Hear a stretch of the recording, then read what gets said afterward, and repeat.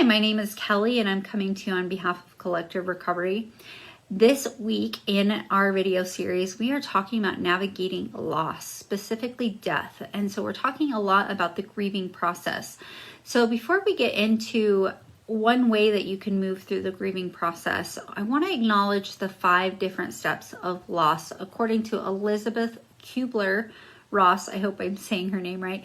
And she wrote a book called On Death and Dying in 1969, which really conceptualized the reaction, the normal reaction to death, although there is no real normal reaction to death. Death is one of those things that is just absolutely very difficult to deal with, especially if you are in recovery and you've been used to numbing out your emotions for a significant period of time, right?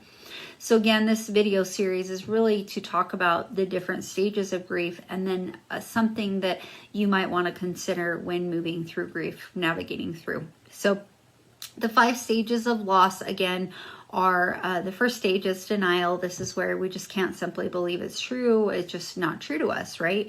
The second stage is anger. This is where we might lash out at other people. We might get angry about the person themselves. Maybe they overdosed. Maybe they, God forbid, committed suicide, might get angry at the individual for passing away, might get angry at the family, the friends, whatever. This is just where we're really masking our own pain. And then the third stage is about bargaining and really just, thinking, maybe I could have done something different, right? Maybe I could have done something different to help save this person. Or if only I did this, or what if I did this, then maybe things would be different. That is bargaining.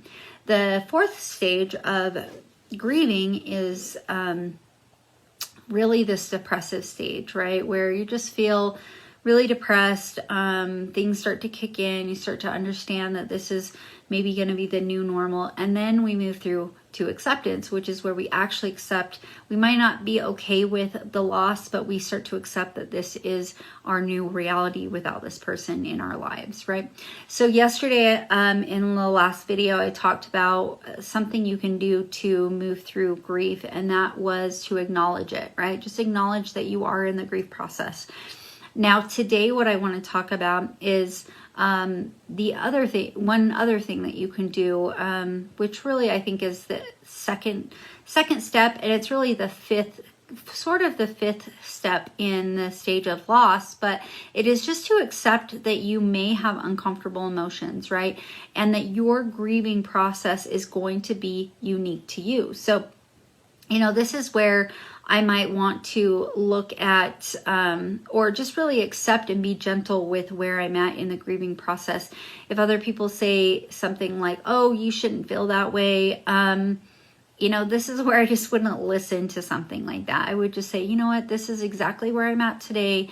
This is my grieving process. This is not their grieving process. No 2 people grieve the same way, right? And I can grieve how I need to grieve. And that is something that, as you accept that you can grieve in your own way and that you will have these uncomfortable emotions and your grieving is going to be different than somebody else's, that can really help you move through the grieving process, a little bit more quickly and successfully, so that you're not having to pick up drugs or alcohol to numb out, right?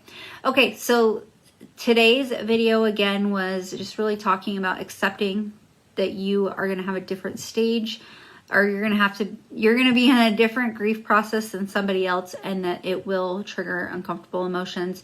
Tomorrow, we're going to talk about something a little bit different of how you can successfully navigate grief.